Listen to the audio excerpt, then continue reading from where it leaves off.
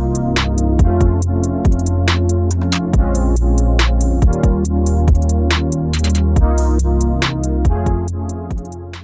turn our Bibles to 1 Kings chapter 19. முதலாம் ராஜாக்கள் 19ஆம் அதிகாரத்திற்காக நாம் எல்லோரும் நம்முடைய வேதாகமத்தை நாம் திறப்போமாக. And read verse 2. இரண்டாவது வசனத்தை நாம் வாசிப்போம். அப்போது எசபேல் எலியாவிடத்தில் ஆள் அனுப்பி அவர்கள் ஒவ்வொருவனுடைய பிராணனுக்கு செய்யப்பட்டது போல நான் நாளை இந்நேரத்தில் உன் பிராணனுக்கு செய்யாதே போனால் தேவர்கள் அதற்கு சரியாகவும் அதற்கு அதிகமாகவும் எனக்கு செய்ய கடவர்கள் என்று சொல்லச் சொன்னாள். Then Jezebel sent a messenger unto Elijah, saying, So let the gods do to me and more also, if I make not their life as the life of one of them by tomorrow about this time. Praise the Lord. கர்த்தருக்கு ஸ்தோத்திரம். Read also 1 Kings 21:23. முதலாம் ராஜாக்கள் 21ஆம் அதிகாரம் 23வது வசனத்தையும் படியுங்கள். எசபேலையும் குறித்து கர்த்தர் நாய்கள் எசபேலை இஸ்ரவேலின் மத்தியில் அருகே தின்னும். And of Jezebel also spake the Lord, saying, The dogs shall eat Jezebel by the wall of Jezreel. Praise the Lord. கர்த்தருக்கு ஸ்தோத்திரம். A convention is over and God has given us a great victory. Convention முடிந்து விட்டது. தேவன் தாமே ஒரு பெரிய மகத்தான ஜெயத்தை அவர் நமக்கு தந்தார். But when we take victories like this is the time when we should be very careful. இத்தகைய முறையிலே நாம் ஜெயத்தை பெற்றுக்கொள்ளுகின்ற போது நாம் மிகுந்த கவனமுள்ளவர்களாக இருக்க வேண்டும். Because it's during times of celebration that the enemy knows that we are careless and he will attack. நாம் இவ்விதமாக ஜெயத்தை கொண்டாடுகிற நேரத்திலே அப்பொழுது நாம் அஜாக்கிரதையாக இருப்போம் என்று சத்ரு நன்றாக அறிந்திருக்கிறார். So while we are celebrating a victory, the adversary is planning another battle.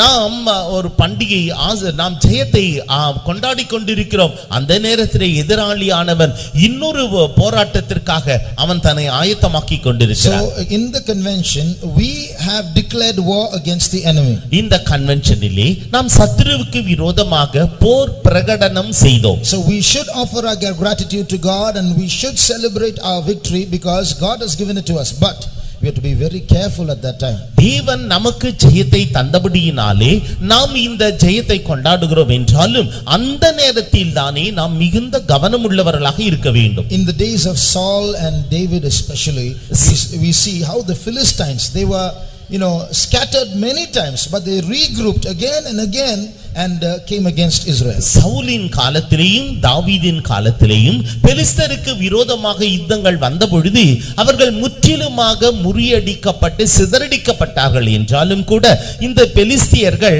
அவர்கள் அவ்வப்போது தங்களை ஒன்று சேர கூடிக்கொண்டு இஸ்ரவேலருக்கு விரோதமாக யுத்தம் செய்தார்கள். So the Spirit of the Lord told me this last week that because of the victory that we have got against Satan, the adversary is going to regroup and attack, and now Jezebel is going to be in the lead. கர்த்தருடைய ஆவியானவர் கடந்த வாரத்திலே எனக்கு வெளிப்படுத்தினதான காரியம் என்னவென்றால் இப்பொழுது எதிராளியானவன் அவன் தோற்கடிக்கப்பட்டான் சிதறடிக்கப்பட்டான் என்றாலும் கூட அவன் ஒன்று சேர்ந்து இந்த எசபேலின் மூலமாக அவன் நமக்கு எதிரடியாக கிளம்புவான். So we have to be careful and ready to face the adversary when it comes. அந்த எதிராளி நமக்கு விரோதமாக வருகின்ற பொழுது அவனை சந்திக்கும்படியாக நாம் ஆயத்தமுள்ளவர்களாக இருக்க வேண்டும். Now this Jezebel is a very powerful giant spirit. இந்த எசபேல் என்று சொல்லப்படுகின்ற பொழுது அது மிகவும் வலிமை வாய்ந்த ராட்சச ஆவி. This spirit is controlling the whole world, almost every human being. இந்த ஆவியானது முழு உலகத்தையும் ஒவ்வொரு மனுஷனையும் அது ஆட்கொண்டு வருகிறது. You can find her in every country in the world. இந்த உலகத்தில் இருக்கிறதான ஒவ்வொரு நாட்டிலேயும் அதை நாம் காணலாம். Now Rick Joyner, a man of God, in his book says one spirit of lust can influence thousands of youngsters by just getting into one actor or actress.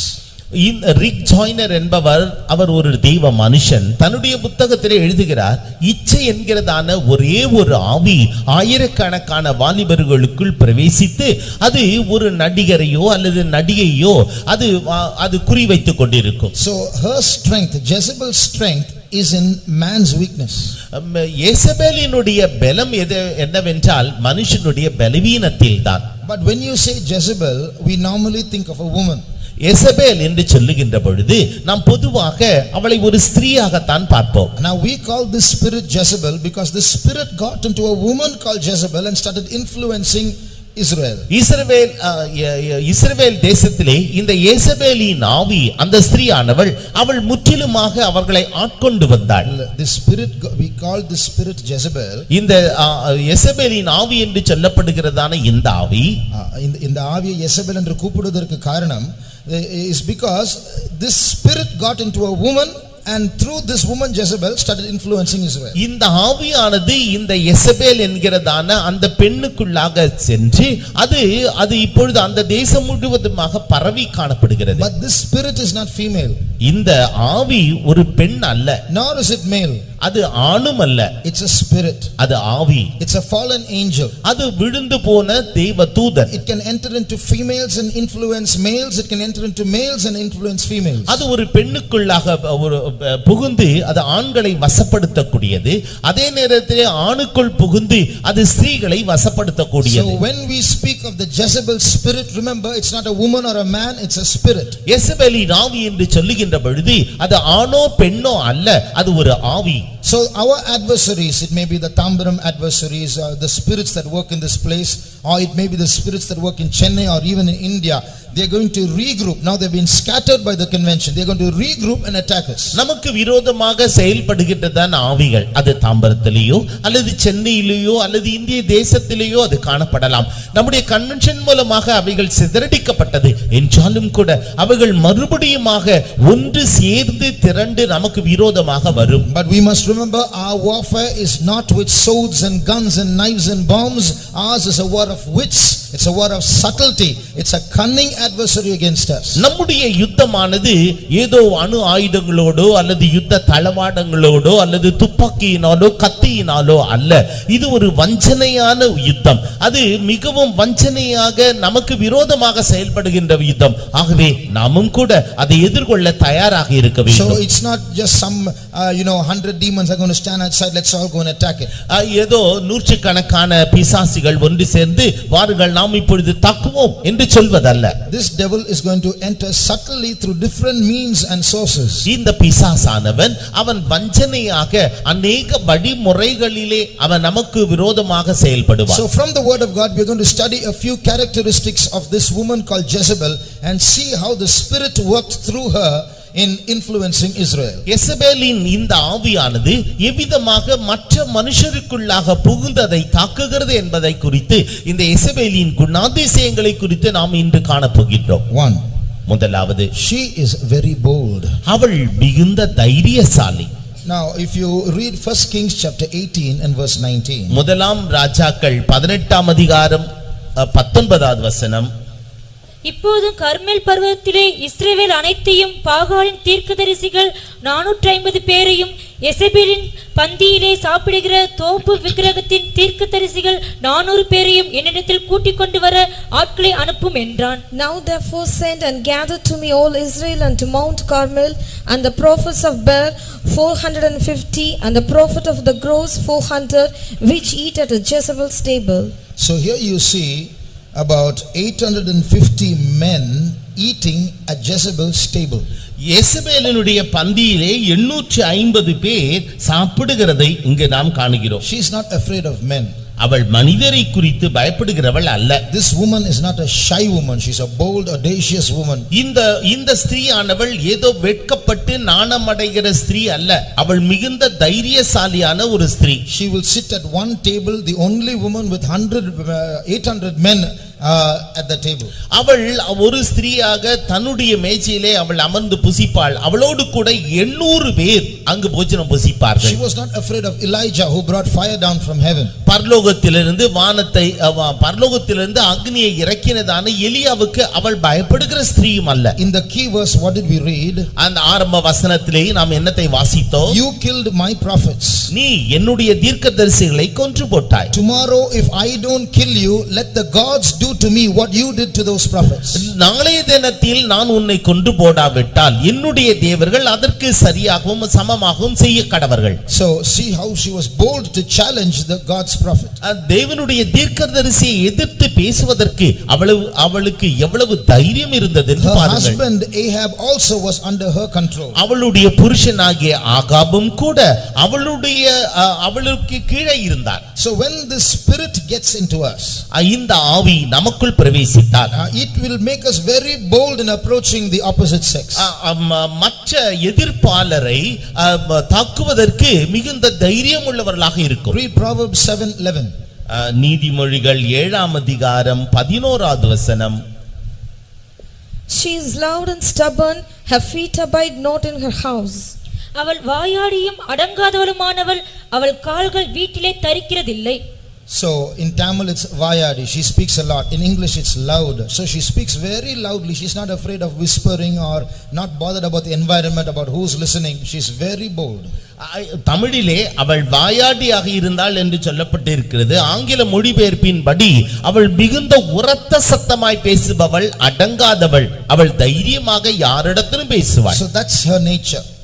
அதுதான் அவளுடைய சுபாவம். And that's how the spirit influences such people. இவ்விதமாகத்தான் இந்த ஆவியானது சிலரை அப்படியே பாதிக்கிறது. By nature there are some men who are very bold, and by nature there are some women who are very bold. இயற்கையிலே சிலர் ஆண்கள் அவர்கள் தைரியம் உள்ளவர்களாக இருப்பார்கள். இயற்கையிலே சில ஸ்திரீகள் அவர்கள் தைரியம் உள்ளவர்களாக இருப்பார்கள். They are not shy or afraid of approaching the opposite sex. எதிர்ப்பாளரை சந்திப்பதிலே அவர்களுக்கு வெட்கமோ நாணமோ இருக்காது. If you are that category, be very careful. நீங்கள் இத்தகைய குணாதிசயம் படைத்தவர்கள் என்றால் நீங்கள் ஜாக்கிரதையாக இருக்க வேண்டும். I just remember to say something. நான் சில காரியத்தை சொல்லும்படியாக எனக்கு நினைப்பூட்டப்படுகின்றேன். While the Malayalam song was going on, someone came with heavy perfume. If you are a newcomer, it's okay. If you are a believer, please don't do that. Malayalam பாட்டு பாடப்படுகின்றதான நேரத்திலே மிகுந்த வாசனை பொருட்களை தன்னுடைய உடலிலே தடவிக்கொண்டு இங்க வந்த யாரோ வந்தார்கள். அது ஒருவேளை நீங்கள் புதியதாக வந்தவர்களாக இருந்தால் பரவாயில்லை, என்றாலும் பழையவர்களாக இருந்தால், if you are a believer, don't do that. நீங்கள் விசுவாசிகளாக இருந்தால் அதை செய்யாதீர்கள். Whole hall was doused with that smell for some time. கொஞ்ச நேரத்திற்கு முழு ஹாலிலேயும் அந்த வாசனை அது வீசியது. So you are disturbing the worship. நீங்கள் ஆராதனை தடை செய்கிறீர்கள். We'll continue.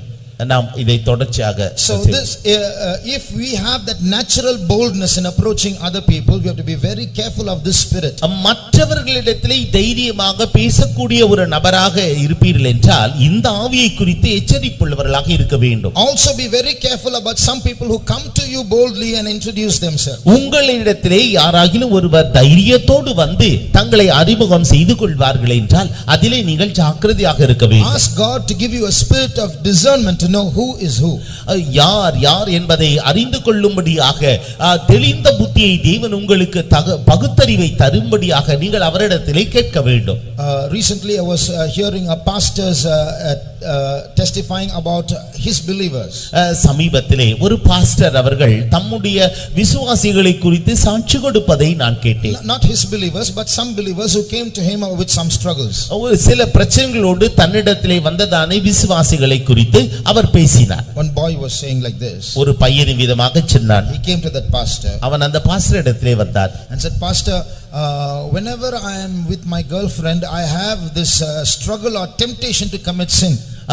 பாஸ்டர் அவர்களே, நான் என்னுடைய அந்த பெண் சிநேகிதியோடு கூட இருக்கும் பொழுதெல்லாம் அவளோடு பாவம் செய்யும்படியாக தூண்டப்படுகிறேன், அதிலே நான் போராடுகிறேன் என்று சொன்னான். And I don't know when I'm going to fall. நான் எப்பொழுது விழுந்து விடுவேன் என்று எனக்கு தெரியாது. So that pastor asked that boy, what did your pastors tell you? அப்பொழுது இந்த பாஸ்டர் அந்த பையனை பார்த்து கேட்டார், உங்களுடைய பாஸ்டர் என்ன சொன்னார்?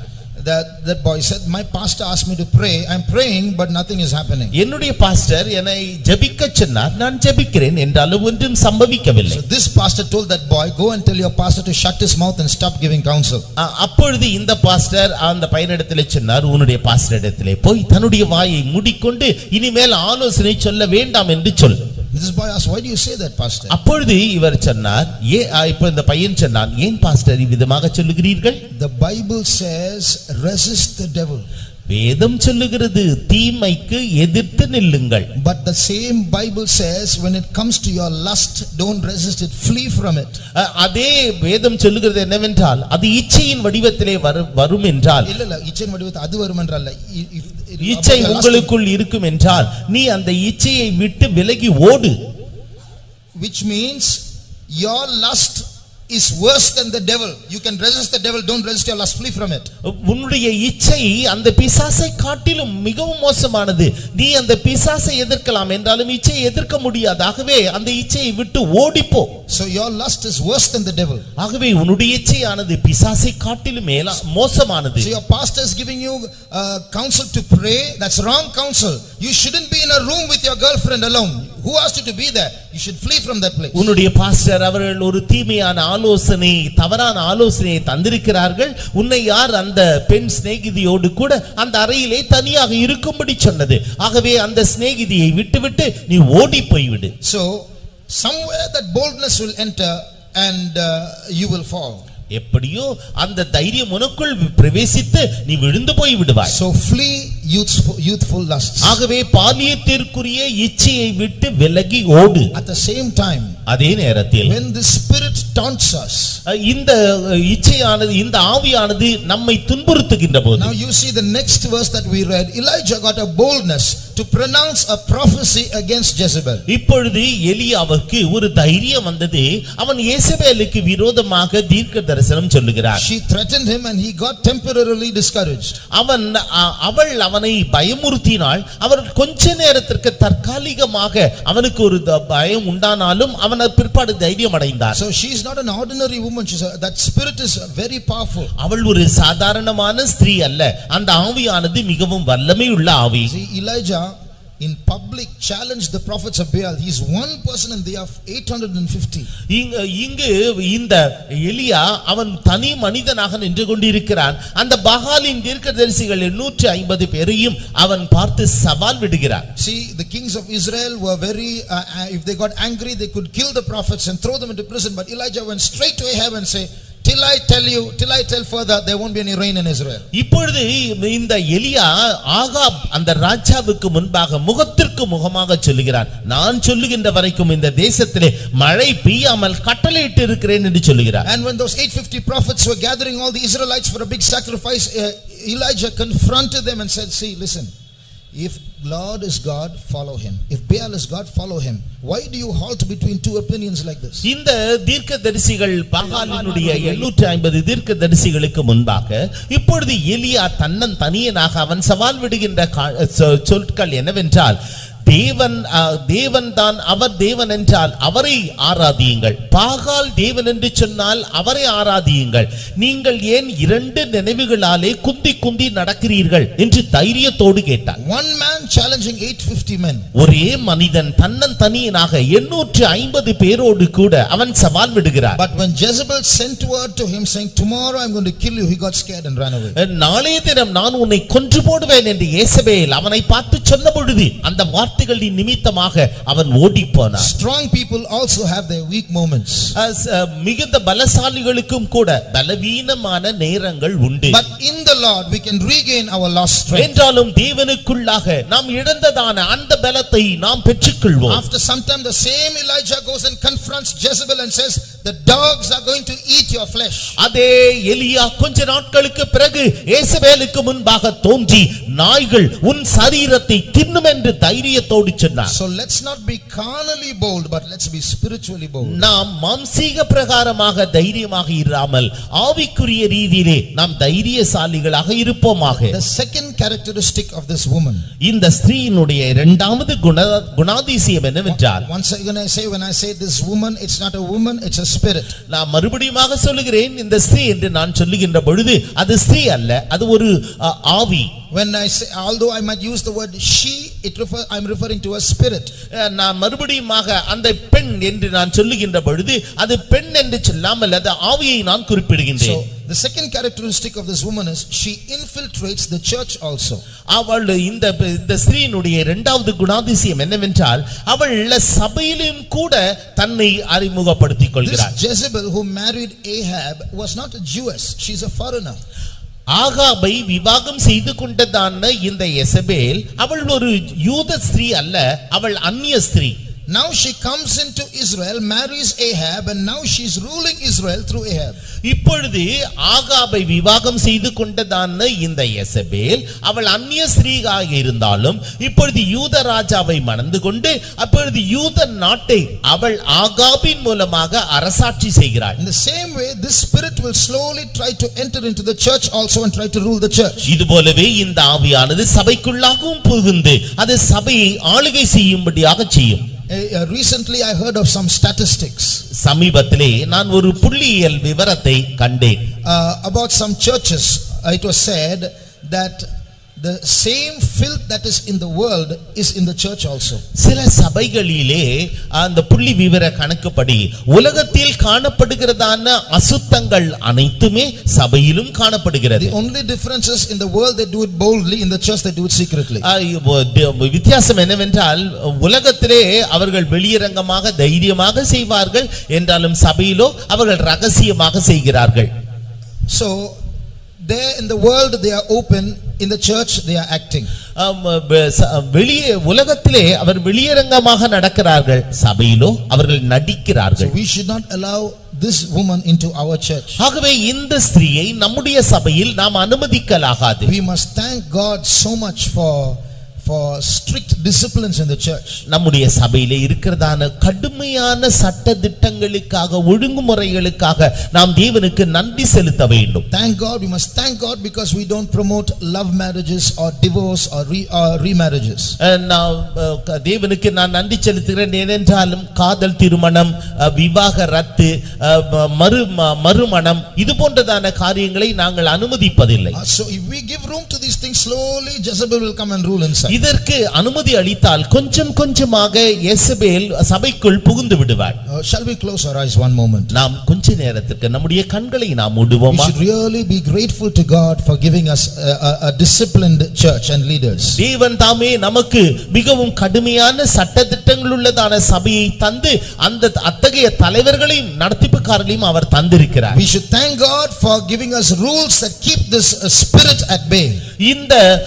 இந்த இத்தகையதான பொல்லாத ஆவிகளை அதை வளைகுடா பகுதியிலே துரத்தும்படியாக தேவன் நமக்கு keeping these spirits away, we should be grateful to God. இந்த ஆவிகளை நம்மை விட்டு வெளியேற்றினதற்காக நாம் தேவனுக்கு நன்றி செலுத்த வேண்டும். So because of this strictness, those spirits are not able to enter in. இத்தகைய கடுமையான சட்ட திட்டங்களினாலே இந்த ஆவிகள் உள்ளே பிரவேசிக்க முடியவில்லை. For giving us a strict church, shall we gratefully praise God. இத்தகையதான ஒரு கடுமையான சட்ட திட்டங்கள் உள்ளதான சபையை தேவன் நமக்கு தந்தபடியினால் நாம் அவரை ஸ்தோத்திரிப்போமாக. ஸ்தோத்திரம் ஸ்தோத்திரம் ஸ்தோத்திரம் ஸ்தோத்திரம் ஸ்தோத்திரம் ஸ்தோத்திரம் ஸ்தோத்திரம் ஸ்தோத்திரம் ஸ்தோத்திரம் ஸ்தோத்திரம் ஸ்தோத்திரம் ஸ்தோத்திரம் ஸ்தோத்திரம் ஸ்தோத்திரம் ஸ்தோத்திரம் ஸ்தோத்திரம் ஸ்தோத்திரம். Not only that, அது மாத்திரமல்ல, like this woman went and controlled Ahab, the ruler of Israel. இந்த ஸ்திரீயானவள் எவ்வாறு அந்த தேசத்தின் ராஜாவாகிய ஆகாபை அவள் தன்னுடைய கைக்குள் கொண்டு வந்தாளோ, the Lord should preserve all our servants of God. நம்முடைய கர்த்தருடைய ஊழியக்காரர் அனைவரையும் தேவன் தாமே பாதுகாக்க வேண்டும். Because it's in our church that we are living as celibates. நம்முடைய சபையிலே விவாகம் பண்ணாமல் ஜீவித்துக் கொண்டிருக்கிறார். So this woman will try to attack the servants of God. இந்த ஸ்திரீயானவள் கர்த்தருடைய ஊழியக்காரரையும் அவர் தாக்க முற்படுவார். But the Lord முற்படுவார். should preserve all the servants of God in holiness. கர்த்தருடைய ஊழியக்காரர் அனைவரையும் பரிசுத்தத்திலே அவர்தாமே பாதுகாக்க வேண்டும். For that let us praise God. அதற்காக நாம் அவரை ஸ்தோத்திரிப்போமாக. ஸ்தோத்திரம் ஸ்தோத்திரம் ஸ்தோத்திரம் ஸ்தோத்திரம் ஸ்தோத்திரம் ஸ்தோத்திரம் ஸ்தோத்திரம் ஸ்தோத்திரம் ஸ்தோத்திரம் ஸ்தோத்திரம் ஸ்தோத்திரம் ஸ்தோத்திரம் ஸ்தோத்திரம் ஸ்தோத்திரம் ஸ்தோத்திரம் ஸ்தோத்திரம் ஸ்தோத்திரம்.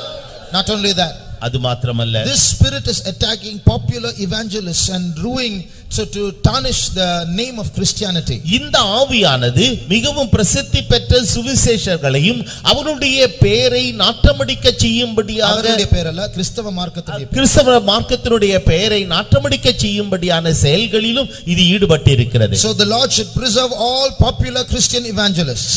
ஆகவே தேவன் தாமே மிகவும் பிரசித்தி பெற்ற எல்லா சுவிசேஷகர்களையும் அவர் பாதுகாக்க வேண்டும். All over the world the Lord should protect them from the spirit of Jezebel. உலகம் முழுவதிலும் இருக்கிறதான இந்த பிரசித்தி பெற்ற சுவிசேஷகர்கள் அனைத்தையும் எசபேலின் ஆவியிலிருந்து அவர் பாதுகாக்க வேண்டும். For that let us praise God. அதற்காக நாம் அவரை ஸ்தோத்திரிப்போமாக.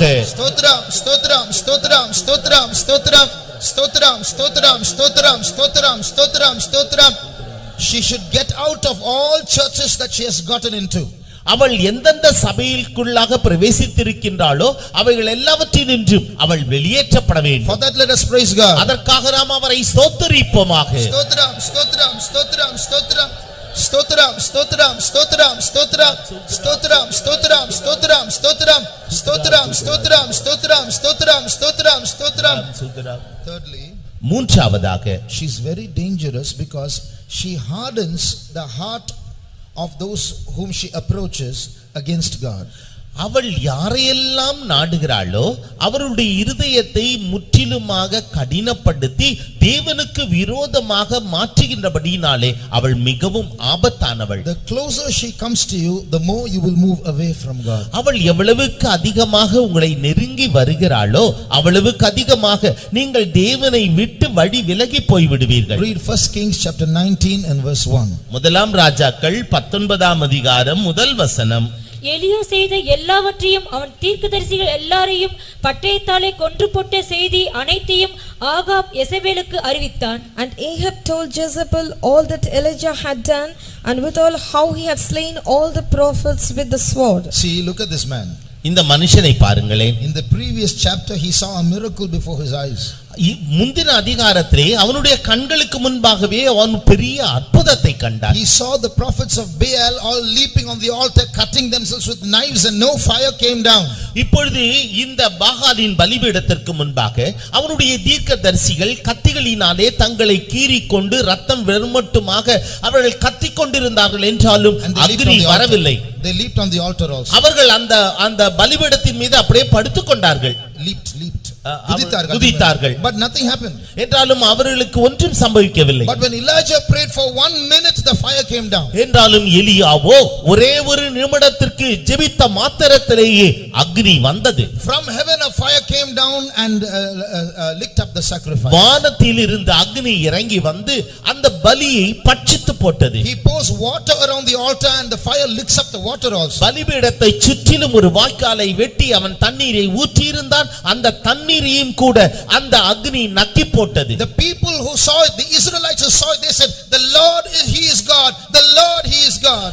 அதை சுற்றி காண வந்திருந்ததான இஸ்ரவேலர்கள் அனைவரும் உரத்த சத்தமாக தேவனாகிய கர்த்தரே தேவன் என்று அவர்கள் ஆர்ப்பரித்தார்கள். But Ahab, what did he do?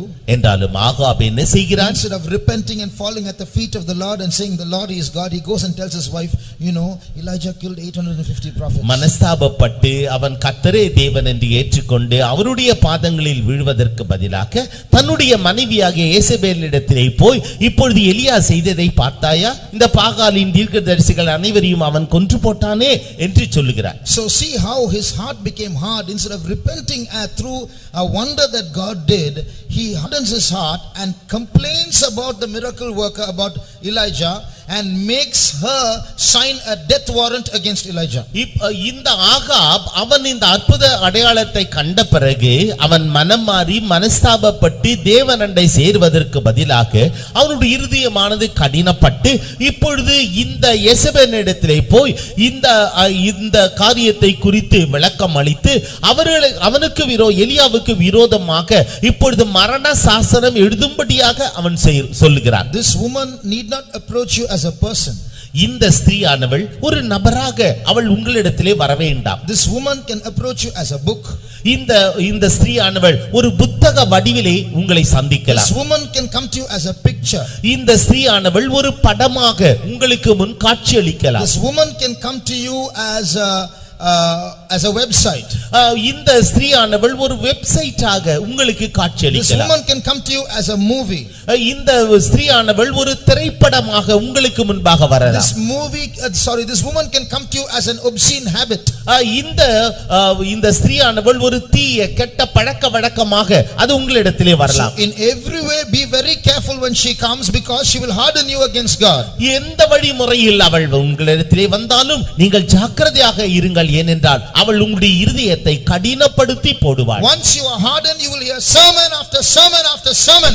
Nothing will shake you. ஒரு முறை உங்களுடைய இருதயம் கடினப்பட்டு விட்டால் எத்தனை முறை நீங்கள் தேவ செய்தியை கேட்டாலும் அதற்கு பிறகு உங்களுடைய இருதயம் மனம் மாறாது. After the meeting is over, you will be stubborn and going and committing your sin. இந்த கூட்டம் முடிந்த பிறகு நீங்கள் பாவத்தை செய்யும்படியாக இருதய கடினமுள்ளவர்களாக போய் துணிகரமாக செய்வீர்கள். So before it becomes too late and before you become irreparable, yield your heart to God, let him make it soft. தாமதமாவதற்கு முன்பாகவே, நீங்கள் மனஸ்தாபப்பட முடியாத ஒரு எல்லைக்கு செல்வதற்கு முன்பாகவே நீங்கள் அவரண்டை வந்து விடுங்கள். Fourthly, நான்காவதாக, she does favors for her victims in order to gain more control over them.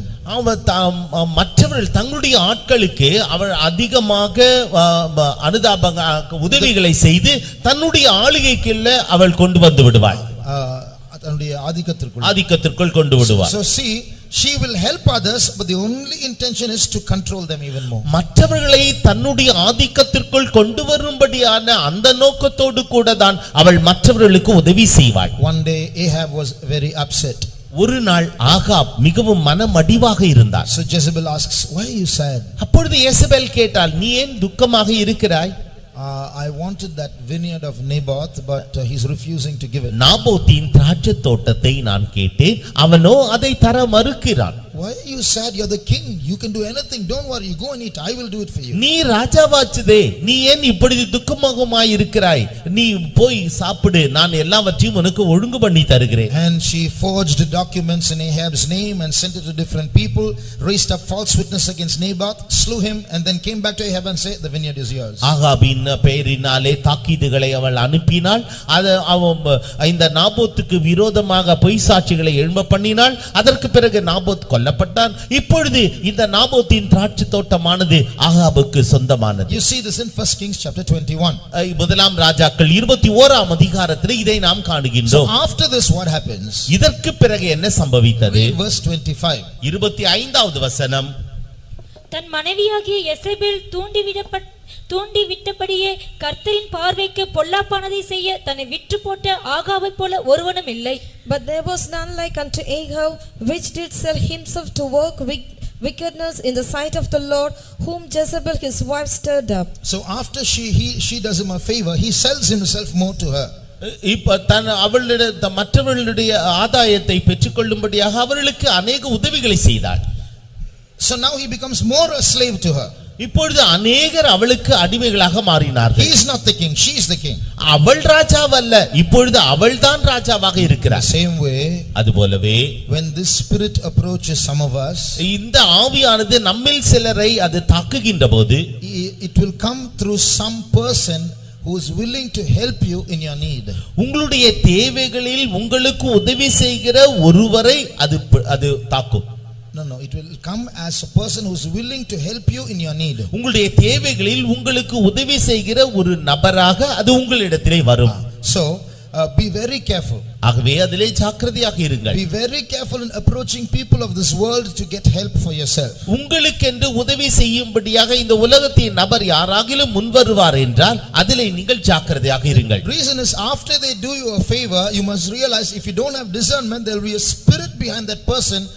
Now you are obliged now to submit to that person because they helped you. அந்த நபர் உங்களுக்கு உதவி செய்தபடியினாலே இப்பொழுது அந்த பிரச்சனையிலிருந்து நீங்கள் விடுபட்ட பிறகு நீங்கள் அவர் சொல்வதற்கெல்லாம் கீழ்ப்படிய மனதுள்ளவர்களாக இருப்பீர்கள். உங்களுக்குள் பகுத்தறியக்கூடிய தெளிந்த புத்தி இல்லாதபடியினாலே அந்த நபருக்கு பின்னணியிலே ஒரு ஆவி இருக்கிறது என்பதை நீங்கள் உணராமல் இருப்பீர்கள். So after some time that person will ask you a favor and you can't refuse.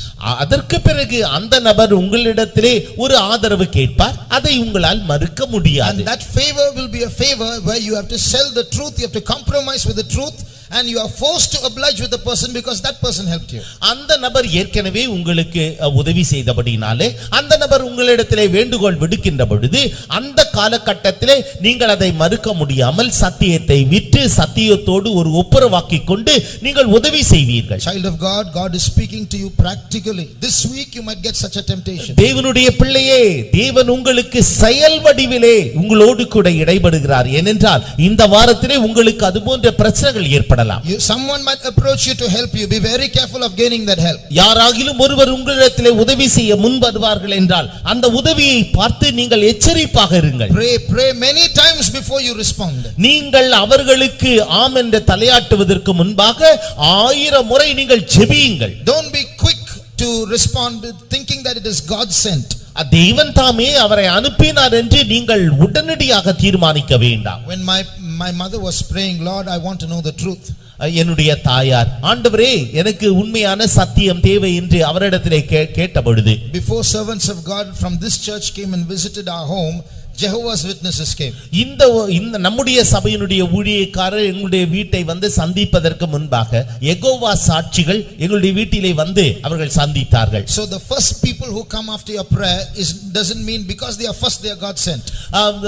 உங்களுடைய ஜெபத்திற்கு அடுத்தாற் போல உடனடியாக தேவன் ஒருவரை அனுப்பினார் என்றால் அது தேவன் தான் அனுப்பினார் என்று பொருள் அல்ல. Do things with discernment and don't get trapped. நீங்கள் பகுத்தறிவோடு நீங்கள் காரியத்தை செய்ய வேண்டும். நீங்கள் துணிந்து செய்துவிட்டு நீங்கள் சிக்கிக்கொள்ள வேண்டாம். Just to get the work done, if you shut your eyes and without wisdom do things, then a time will come you'll have to sell yourself to Jezebel. நீங்கள் கண்ணை மூடிக்கொண்டு உங்களுடைய காரியங்கள் நடைபெற வேண்டும், முடிக்கப்பட வேண்டும் என்று நீங்கள் அப்படியே செய்ய அனுமதிப்பீர்கள் என்றால் உங்களுக்கு யெசபேலின் ஆவி தாக்குதலை உணர்வீர்கள். You'll have to sell yourself to Jezebel. நீங்கள் உங்களை விற்று போட வேண்டியதாக வரும். So be very careful about the spirit. ஆகவே இந்த ஆவியை குறித்து மிகுந்த கவனமுள்ளவர்களாக இருங்கள். Shall we close our eyes a moment? நாம் கொஞ்ச நேரத்துக்கு நம்முடைய கண்களை மூடுவோமா? In this regard we all need a discernment. இந்த சந்தர்ப்பத்திலே நாம் எல்லோருக்கும் ஒரு பகுத்தறிவு தேவை. There is a gift, one of the 9 gifts, it's called discerning of spirits. 9 வரங்களில் ஒன்று ஆவியை பகுத்தறிகிற வரம்.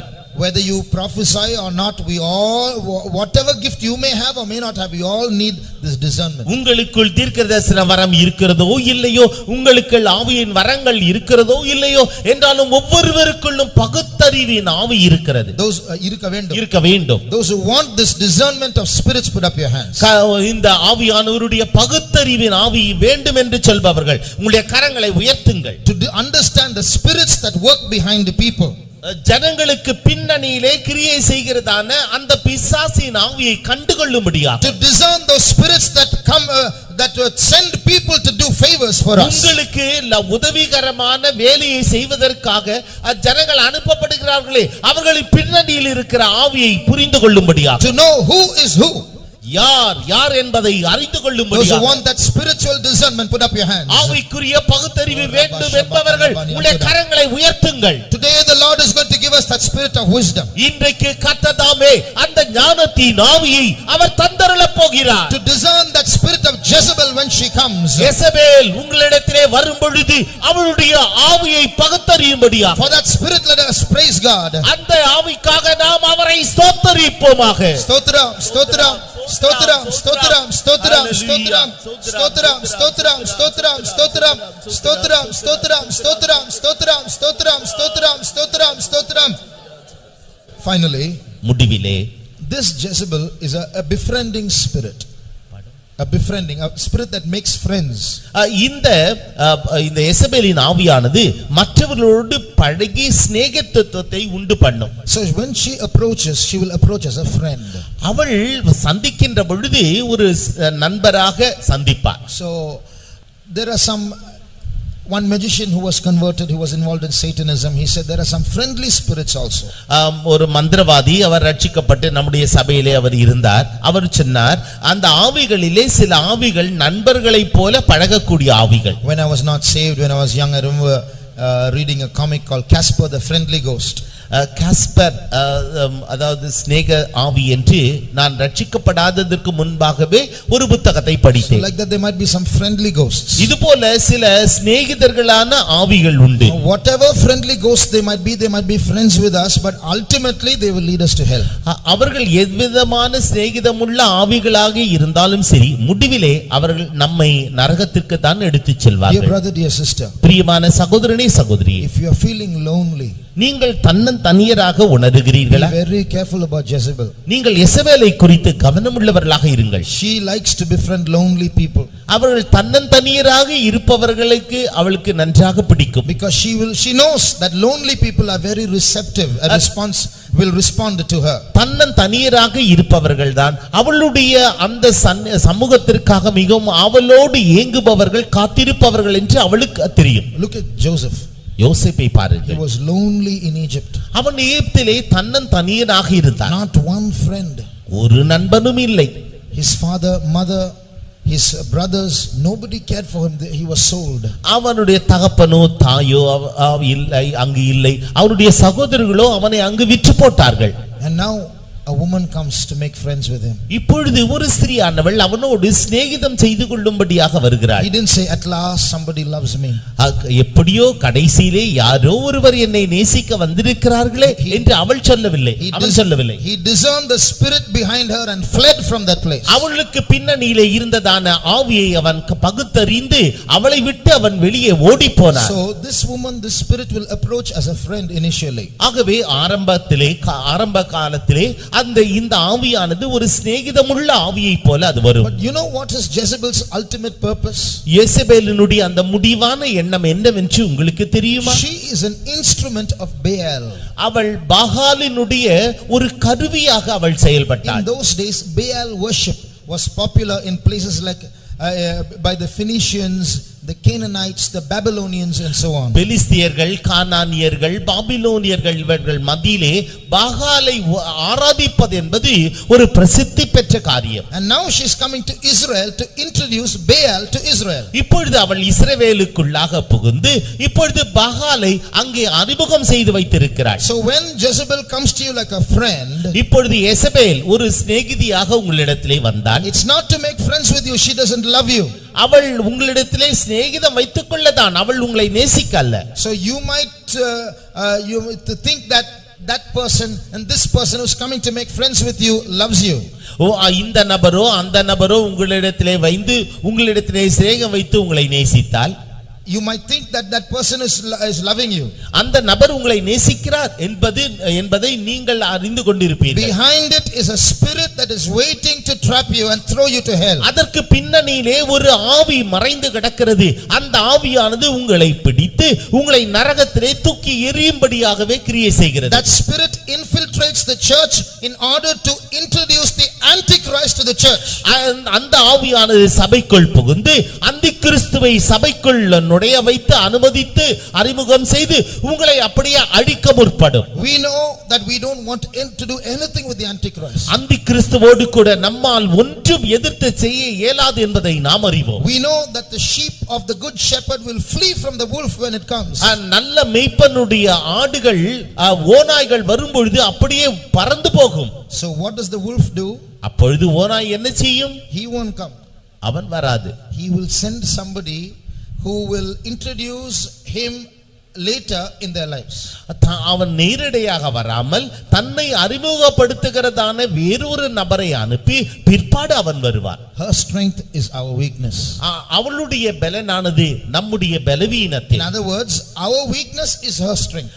நம்முடைய பலவீனம் தான் அவளுடைய பலன். So taking advantage of that, she comes in, befriends us, makes friends with us, shows love, so that ultimately she can call the antichrist and say, come, they are ready. இந்த பலவீனத்தை அவள் தனக்கு சாதகமாக பயன்படுத்திக் கொண்டு நம்மோடு சிநேகிதம் வைத்து நமக்குள்ளாக அவள் அறிமுகம் செய்து வைக்கப்பட்டு பிற்பாடு அந்திக்கிறிஸ்துவை நமக்குள் கொண்டு வந்து விடுவாள். Isaiah 56. ஏசாயா 56ஆம் அதிகாரம். We read of the church there. அங்கு நாம் சபையை குறித்து வாசிக்கின்றோம். His watchmen are blind. அவருடைய மேய்ப்பர்கள் குருடராக இருக்கிறார்கள். Watchmen. காவற்காரர்கள் குருடராக இருக்கிறார்கள். They are all ignorant, they are dumb dogs that cannot bark. In verse 10. அவர்கள் எல்லோரும் குலைக்க மாட்டாத உண்மையான நாய்கள். And they in verse 12 they are all drinking wine and they want more wine tomorrow. 12வது வசனத்திலே வாசிக்கிறோம், அவர்கள் எல்லாரும் திராட்சரசத்தை குடிப்பவர்கள், நாளைய தினம் மறுபடியுமாக மதுவை இன்னும் குடிப்போம் என்று சொல்பவர்கள். Who is saying this? இதை யார் சொல்லுவது? Some spirits are saying this. சில ஆவிகள் சொல்லுகிறது. Read verse 9. 9வது வசனத்தை வாசியுங்கள்.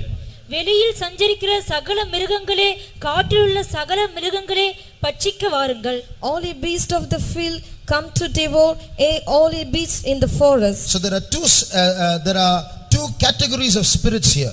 இங்கு இரண்டு விதமான ஆவிகளின் குழுக்கள் காணப்படுகிறது. One, the lower level spirits are infiltrating Israel and making them blind and dumb.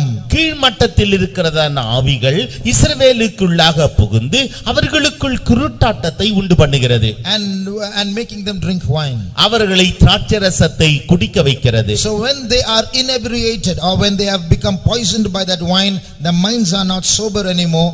Now these low level spirits are calling the high level spirits, the beasts of the field and the beasts of the forest, come. இப்பொழுது இந்த கீழ்மட்டத்தில் உள்ளதான ஆவிகள் இவர்களுக்கு மதுவை குடிக்க கொடுத்து அவர்கள் தங்களுடைய தெளிந்த புத்தியை இழந்து அவர்கள் விதமாக அல்லல் படுகின்ற நேரத்திலே அப்பொழுது இந்த ஆவிகள் வெளியில் சஞ்சரிக்கிறதான சகல மிருகங்களையும் காட்டில் உள்ள சகல மிருகங்களையும் பட்சிக்க வாருங்கள் என்று அழைக்கிறது. Those are high level spirits. அவைகள் எல்லாம் மேலான நிலவரத்தில் உள்ள ஆவிகள். So that's what Jezebel will do. இதைத்தான் எசபேல் செய்தாள். She will come like a friend. அவள் ஒரு சிநேகிதியை போல வந்தாள். Infiltrate the church. அவள் சபைக்குள்ளாக புகுந்தாள். Defile people. ஜனங்களை தீட்டுப்படுத்தினாள். And then bring the antichrist inside whom we don't want. அதற்கு பிறகு நமக்கு வேண்டாத அந்திகிறிஸ்துவை அவள் கொண்டு வந்து விடுவாள். So we need to make some decisions today. ஆகவே இன்றைக்கு நாம் சில தீர்மானங்களை செய்ய வேண்டும். God is giving us foresight through this message. இந்த தேவ செய்தியின் மூலமாக தேவன் நமக்கு தொலைநோக்கு பார்வையை தருகிறார். He is telling that woman is coming.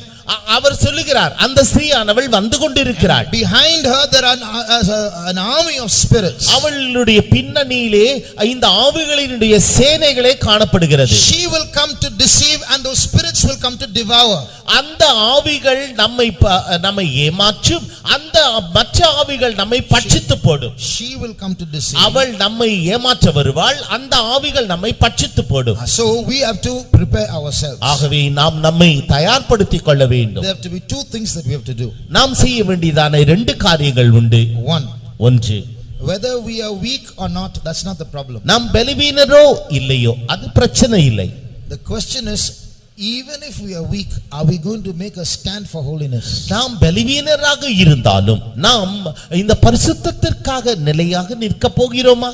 The holiness of God, is it correct or is it wrong? தேவனுடைய பரிசுத்தம் அது சரியா அல்லது தவறா? The holiness of God which God asks us to live for, is it something that we should stand for or compromise with? நாம் ஜீவிக்க வேண்டும் என்று தேவன் நமக்கு தந்ததான அந்த தேவனுடைய பரிசுத்தம் நாம் அதிலே உறுதியாக நிற்க போகின்றோமோ அல்லது மற்றவர்களோடு சேர்ந்து கொண்டு நாம் அது அப்படியே கடத்தி விட போகின்றோமா? If Baal is God, follow Jezebel. பாகால் தேவன் என்றால் யேசபேலை பின்பற்றுங்கள். If the Lord is God, stand for holiness. கர்த்தரே தேவன் என்றால் பரிசுத்தத்திற்காக நில்லுங்கள். Whether you're weak or not, you must support holiness. நீங்கள் பலவீனரோ இல்லையோ பரிசுத்தத்தை நீங்கள் உறுதிப்படுத்த வேண்டும். We must say amen to the holiness that God wants us to live by.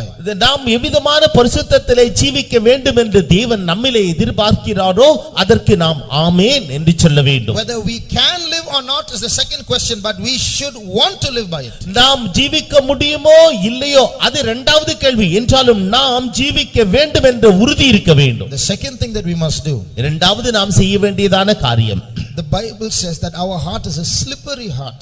நம்முடைய இருதயமானது வழுவி போகிற இருதயம் என்று வேத வசனம் விளம்புகிறது. The same heart that is listening so attentively to the word of God, when the meeting is over, slips away in some other direction. வேத வசனத்தை மிகவும் கவனத்தோடு உன்னிப்போடு கேட்டுக்கொண்டிருக்கிறதான இந்த இருதயமானது வெளியே சென்றவுடனே நம்முடைய இருதயம் வழுவி போகிறதான இருதயம். So we need to be knit to God, stitched with God, inseparable unity. ஆகவே நம்முடைய இருதயமானது தேவனோடு ஒன்றிணைந்து பிணைக்கப்பட்டதாக, அது அங்கிருந்து விலக்கப்பட முடியாததாக, அது அப்படியே பின்னி காணப்பட வேண்டும். Read John 17:20.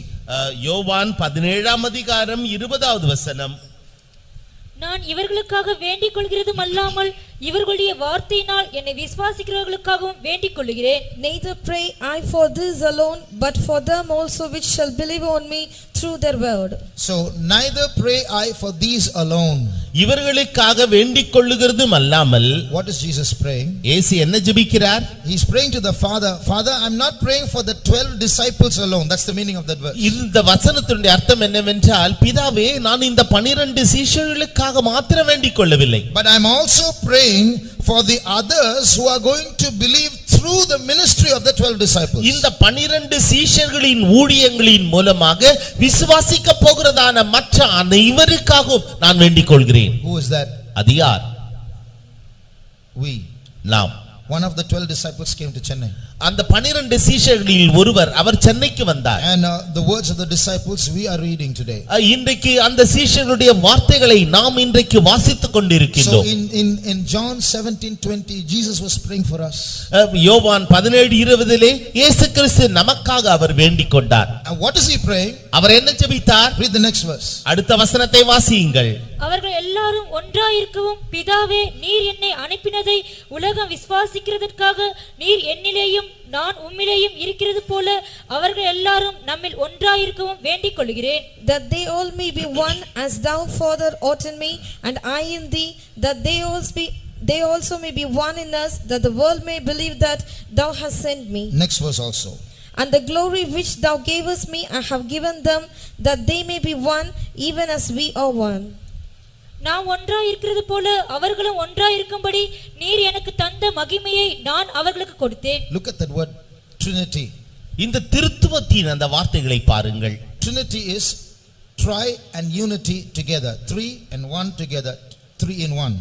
இவை மூன்றில் ஒன்றாக, அவர்கள் ஒன்றோடு ஒன்று கலந்தவர்களாக இருக்கிறார்கள். So the Trinity, the triune God, the Father, the Son and the Holy Ghost are interlocked in inseparable union. இந்த திருத்துவ தேவர்களாகிய பிதா, குமாரன், பரிசுத்த ஆவியானவர் அவர்கள் ஒன்றோடு ஒன்றிணைந்து கலந்து பிரிக்க முடியாதவர்களாக அவர்கள் காணப்படுகிறார்கள். So Jesus is praying, Father, just like all three of us are one, they must be one in us.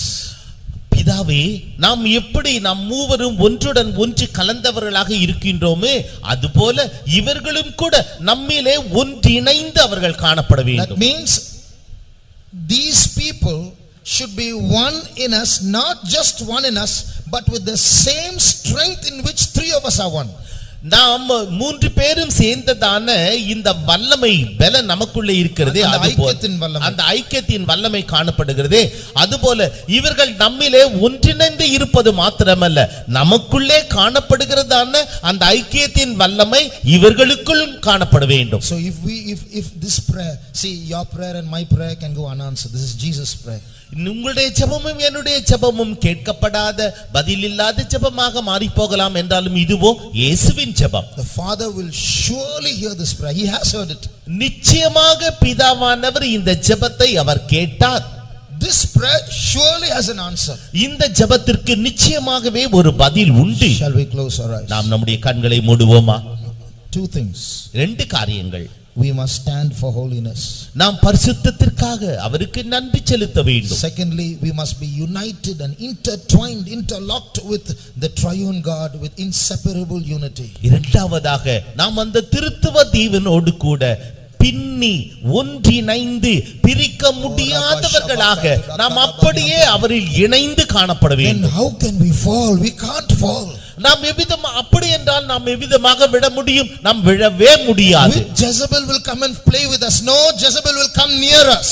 எந்த யெசபேல் நம்மிடத்திலே வந்து விளையாட முற்பட்டாலும் அந்த யெசபேல் நம்மை நெருங்கவே முடியாது. We are all weak in this place. நாம் இந்த காரியத்திலே எல்லாரும் பலவீனம். But how many will say, I want to stand for the holiness that God teaches us? தேவன் நமக்கு போதிக்கிறதான இந்த பரிசுத்தத்திலே நான் உறுதியாக நிற்க விரும்புகிறேன் என்று உங்களில் எத்தனை பேர் சொல்ல விரும்புகிறீர்கள்? Lift up your right hand. உங்களுடைய வலது கரத்தை உயர்த்துங்கள். We are all in the flesh. நாம் எல்லோரும் மாம்சத்திலே இருக்கிறோம். We all have our carnal weaknesses. நமக்கு எல்லாருக்கும் மாம்சீக பலவீனம் உண்டு. Jezebel can easily swallow us. யேசபேல் நம்மை எளிதிலே விழுங்கி போடுவாள். But we must stand for the holiness of Jesus. என்றாலும் நாம் இயேசுவினுடைய பரிசுத்தத்திற்காக நிலை நிற்க வேண்டும். Those who want to stand for the holiness of Jesus, lift up your right hand. இயேசுவினுடைய அந்த பரிசுத்தத்திற்காக நிற்க வேண்டும் என்று விரும்புவார்கள் உங்களுடைய வலது கரத்தை உயர்த்துங்கள். Amen. Amen. Hallelujah. This is a beautiful sight. இது மிகவும் அழகான ஒரு காட்சி. God is on our side. தேவன் நம்முடைய பட்சத்தில் இருக்கிறார். Because we are on his side, he is on our side. நாம் அவருடைய பட்சத்தில் இருக்கின்றபடியினாலே அவர் நம்முடைய பட்சத்தில் இருக்கிறார். This afternoon we made a covenant with God by standing for holiness. இந்த பிற்பகலிலே நாம் தேவனோடு கூட ஒரு உடன்படிக்கை செய்து நாம் அவருடைய பரிசுத்தத்திற்காக நிற்போம் என்று சொன்னோம்.